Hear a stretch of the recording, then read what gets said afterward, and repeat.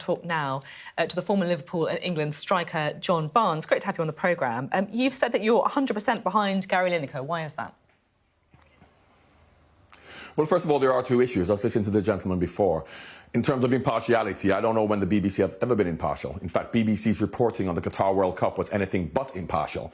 So it seems that they want to pick and choose when they want to be impartial. Criticising others or criticising other countries or other political parties or other religions seems to be okay. But of course, if you then criticise what goes on in this country, then it seems that they will then come out with this impartiality rule.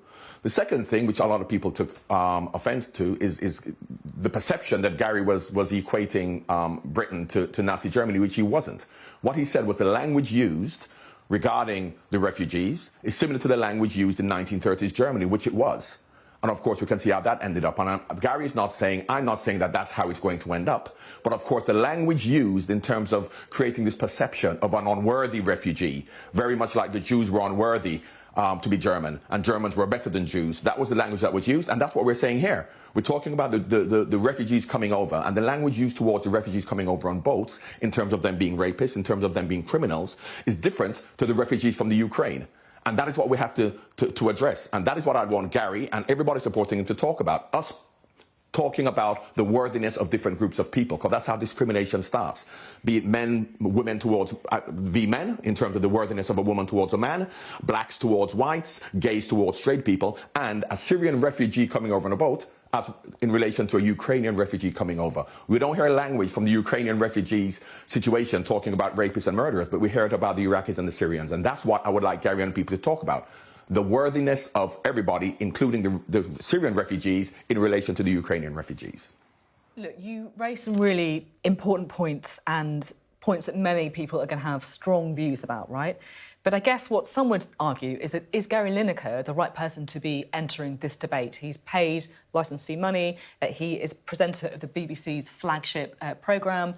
Is it right that this kind of political debate should be entering the world of sport?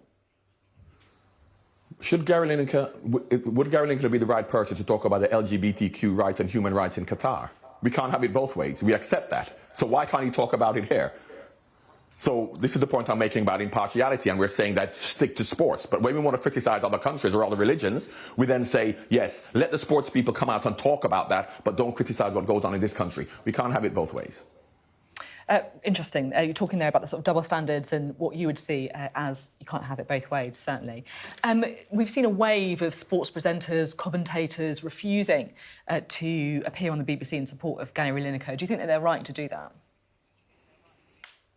Well, of course, if that's what they believe, and they believe in what Gary's talking about. I'm not supporting Gary because I'm Gary's friend or I played with him. I'm supporting him because I believe it's right to do. But as I said, let's not make this, and this should not be about Gary Lineker and the BBC pundits supporting him.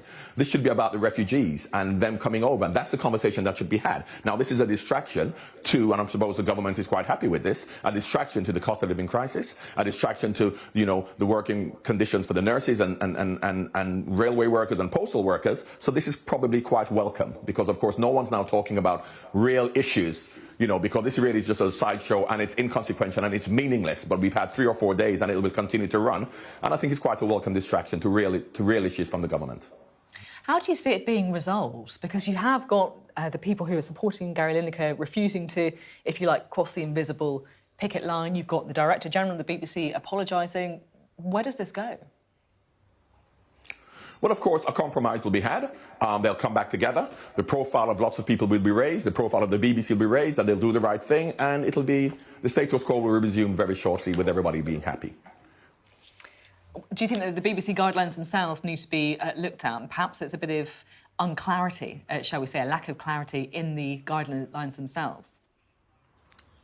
Absolutely, it's very ambiguous. And of course, Gary is also freelance, so as to whether he is fully employed by the BBC, so he's able to say things. And I suppose Gary probably thought, well, if I'm in Qatar talking about human rights abuses, then why can't I talk about what I believe to be right here as well? So I think there's a lot of ambiguity to it. And of course, I'm not a lawyer, but you can pick different things out of contracts and say, yes, you're allowed to, but you're not allowed to. And everybody has an argument. So, you know, how can you become more clear without saying you're completely impartial, you can't mention it at all, even in your private life, even if you're freelance.